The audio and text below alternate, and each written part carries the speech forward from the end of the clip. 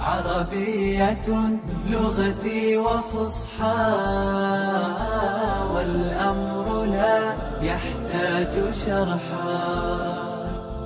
عربية لغتي وفصحى، والأمر لا يحتاج شرحا. ألقت بها الأحكام ليلا، فإذا هي الأيام صبحا. الله خط بها كتابا للبرية ليس يمحى. ألقت بها الأحكام ليلا، فإذا هي الأيام صبحا.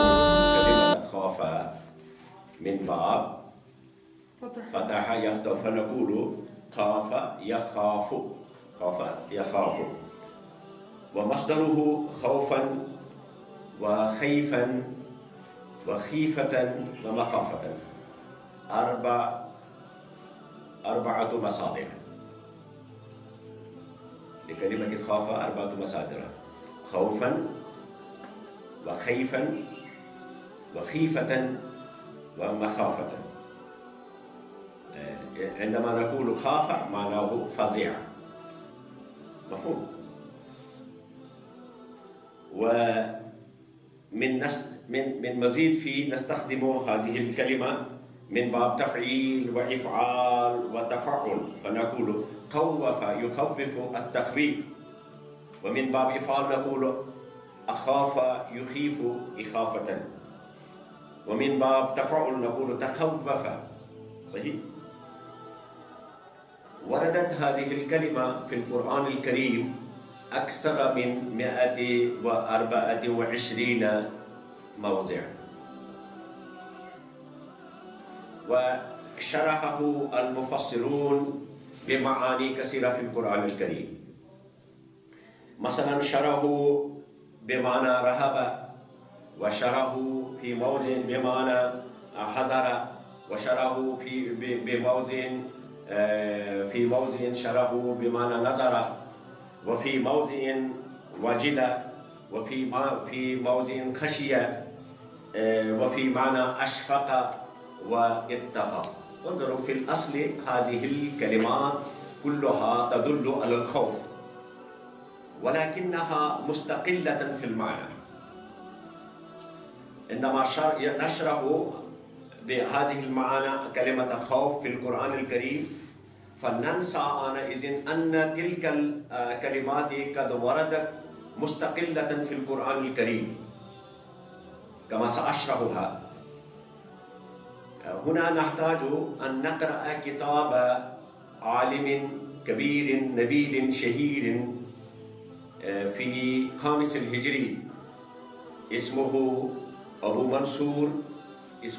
أبو منصور الثعالبي، الذي كتب كتابا موفقا جدا في هذا الموضوع، وهو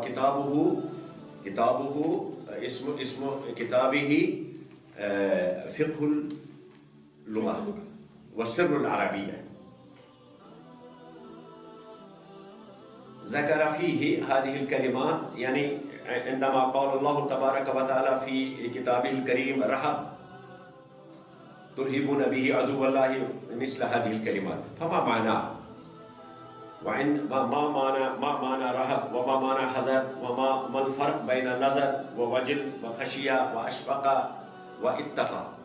هذه الكلمات كلها تأتي في معنى خوف، صحيح، ولكنها مستقلة في معناها، لا نشرح إحداها بأخراها، إنها مستقلة في معناها.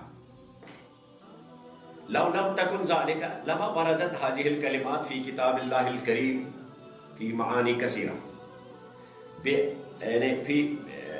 استعمل الله تبارك وتعالى هذه الكلمات في مواضع كثيرة في القرآن الكريم، فإذا شرحنا بهذه المعاني كلمة الخوف لا تكون هذا موفقا. فقبل أن نشرح تلك الكلمات في القرآن الكريم لا بد أن نقرأ كتاب الثعالبي فقه اللغة، الذي يعلمنا الفرق بين هذه الكلمات ومهولة استعمالها.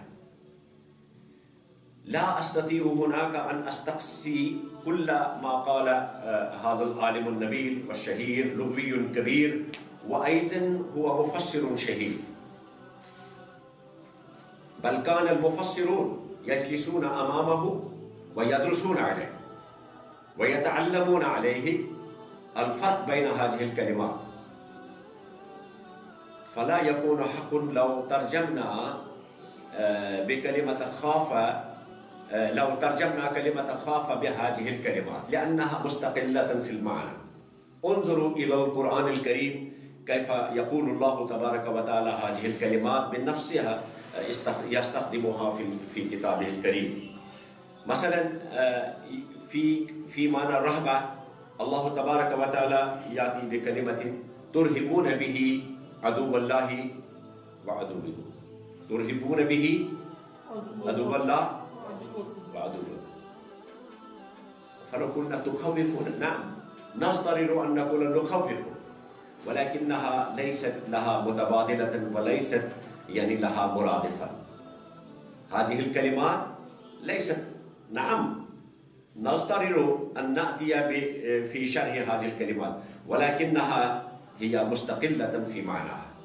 وأيضا قال في الخشية، ولو ترجمنا كلمة خاف بخشية فخشية بنفسه موجود في القرآن الكريم، فلا يكون حقا أن نشرح كلمة خوف بخشية، لأن الله تبارك يقول إنما يخشى الله من عباده العلماء، إنما يخشى الله من عباده العلماء.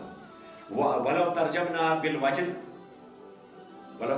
بالوجد لقد وردت هذه نفس الكلمة في القرآن الكريم كما قال الله تبارك وتعالى إنا منكم وجلون، صحيح، وقال لا توجل، صحيح.